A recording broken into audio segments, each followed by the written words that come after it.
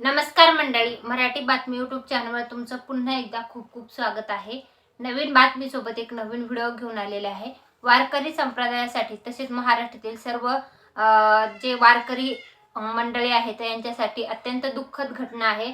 जगद्गुरू संत तुकाराम महाराजांचे 11वे वंशज जे होते शिरीष महाराज मोरे यांनी स्वतःच्याच घरामध्ये मंगळवारी सकाळी आत्महत्या केल्याचं उघड झालेलं आहे आणि यामुळे महाराष्ट्रामध्ये सगळीकडेच हळहळ व्यक्त केली जात आहे। त्यांनी असे पाऊल उचलण्यामागे आर्थिक विवंचना असल्याचं प्रथम निदर्शनास जे आहे ते आल्याचं सांगितलं गेलेलं आहे। वारकरी संप्रदायात शोककळा पसरलेली आहे। आपल्याला दिसत आहे की ही घटना अत्यंत दुर्दैवी आहे। फक्त वयाच्या 30व्या वर्षी त्यांनी हे टोकाचे पाऊल उचललेले आहे। अवघ्या 20 दिवसापूर्वीच त्यांचा साखरपुडा झाला होता असं सांगितलं जात आहे। नैराश्य आणि त्यातून घेतलं गेलेलं हे चुकीचं पाऊल आहे।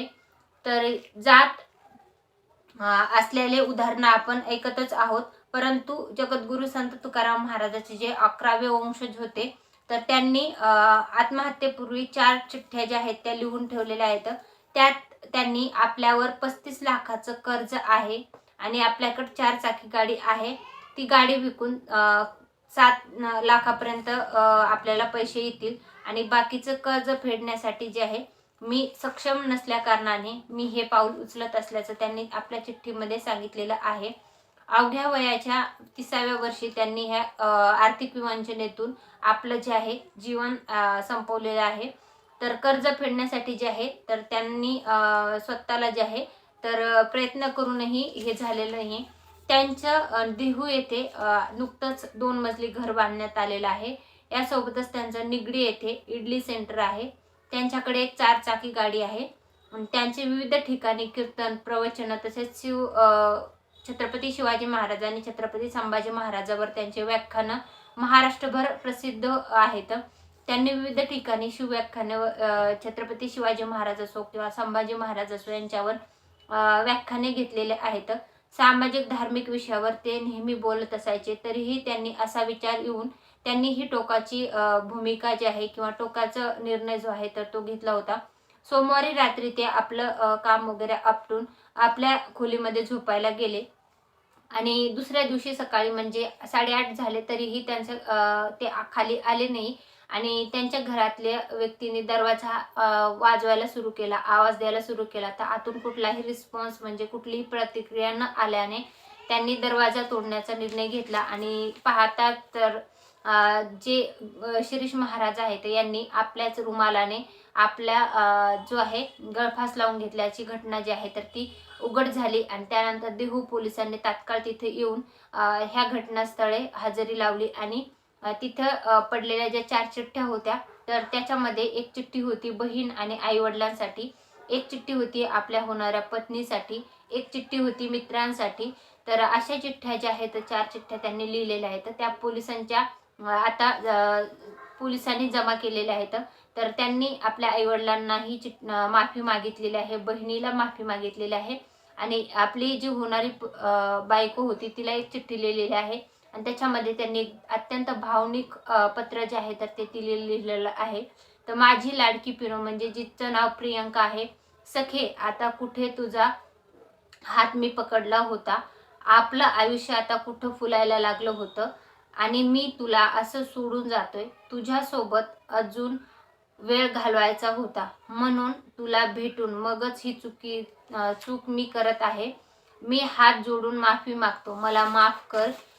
आयुष्यात सर्वात जास्त मी अपराधी कोणाचा असेल तर ते मी तुझा आहे। तुला न्याय देऊ शकलो नाही, कुंभमेळा राहिला, वारी राहिली, गडकिल्ले राहिले, भारत दर्शन राहिलं, सगळंच राहिलं। मी काहीही न देता देखील माझ्या जोडीला तू भरभरून दान टाकलंस।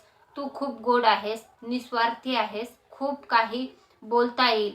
जप स्वतःला, एवढं थांबलीस, आता मीच नसेल त्यामुळे थांबू नकोस, पुढे जा आणि हो आपली नवरीबाई तिची सगळी स्वप्न उद्ध्वस्त करून मीच चाललोय। खूप गोड आहे प्रियंका, तिला कधीच वेळ देता आला नाही, हात जोडून माफी मागतो, खूप मोठी हो आणि खूप झाले कष्ट, आता वर्क फ्रॉम होम कर.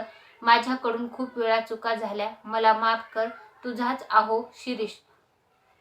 असं ह्या चिठ्ठीमध्ये त्यांनी भावनिक आपले मत जे आहे तर ते मांडून आपल्या होणाऱ्या पत्नीला त्यांनी हे पत्र लिहिलं. एक पत्र लिहिलं त्यांनी त्यांच्या मित्रांना. त्याच्यामध्ये त्यांनी आपल्या मित्रांना सांगितलं की आपली गाडी विकून 7 लाखापर्यंत पैसे मिळतील. माझ्या आईवडिलांना आर्थिक हातभार लावा. शिरीष महाराज जे होते ते शिवव्याख्याते होते, यासोबतच प्रवचनकर्ते होते, कीर्तनकार होते.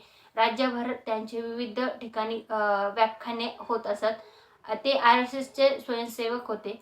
त्याच्यासोबतच त्यांचं एक वाक्य होतं, त्यांनी उच्चारलेलं की ज्याच्या कपाळावर टिळा नाही त्याच्याकडनं खरेदी करणे टाळा. असं जे विधान त्यांनी केलं होतं ते बहुचर्चित होतं. शिरीष महाराज जे होते प्रखर हिंदू कट्टर समर्थक होते. शिरीष महाराज छत्रपती शिवाजी महाराजांवर व्याख्याने द्यायची. विशाळगड मुक्तीसंग्रामात शिरीष महाराजांनी आक्रमक भूमिका घेतली होती. भर पावसात त्यांनी शिवप्रेमीसह विशाळगडावर आंदोलन केलं होतं. परंतु त्यांनी आपली जीवनयात्रा जी आहे तर ती आता इथे संपवलेली आहे. आणि असं पाऊल उचलण्यामागे त्यांचं आर्थिक विवेचना हे प्रथम निदर्शनास आलेलं आहे. परंतु त्यांचा जो मोबाईल होता तो पूर्णतः फॉर्मॅट झालेला असल्या कारणाने आता याच्यावर प्रश्नचिन्ह उपस्थित होत आहे. परंतु हे जे टोकाची भूमिका घेतल्यामागे आणखी काही वेगळं कारण आहे का, याचा तपास आता पोलीस करत आहेत. परंतु ही अत्यंत दुःखद आणि दुर्दैवी अशी घटना जी आहे तर ती महाराष्ट्रातील जे जगद्गुरू संत तुकाराम महाराज जे जगाला ज्ञान देण्यासाठी आणि जगद्गुरू संत तुकाराम महाराजांचे जे वंशज होते यांनी हे टोकाचं पाऊल उचललेलं आहे. अत्यंत दुर्दैवी ही घटना आहे.